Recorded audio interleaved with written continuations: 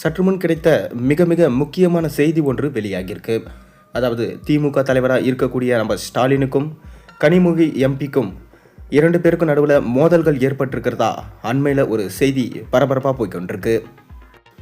இப்போ வரப்போகிற 2026 சட்டமன்ற தேர்தலில் கனிமொழி அவர்கள் போட்டியிட திட்டமிட்டிருக்காராம்.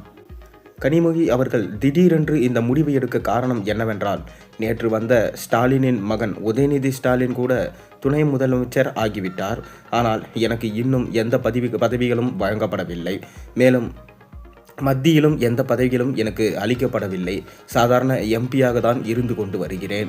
அதனால்தான் இந்த முடிவு என்று அவங்க சொல்லியிருக்காங்க.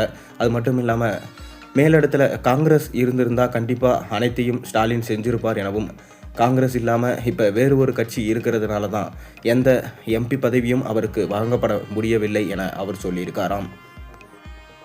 ஆனால் உதயநிதிக்கு மட்டும் துணை முதல்வர் பதவியா, எனக்கு எந்த பதவியும் கிடையாதா என மிகவும் கோபமடைந்திருக்கிறார் கனிமொழி.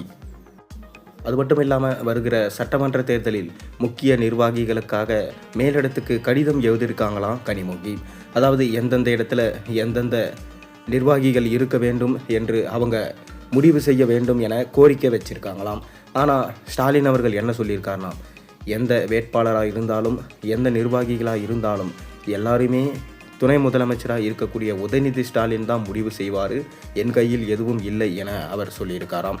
இதனால் கனிமொழி நான் முடிவு செய்ய வேண்டும், எந்த வேட்பாளரை நிறுத்த வேண்டும், யாரை நியமிக்க வேண்டும் என எனக்கு முடிவு செய்ய வேண்டும் என அவங்க தெரிவிச்சிருக்காங்களாம்.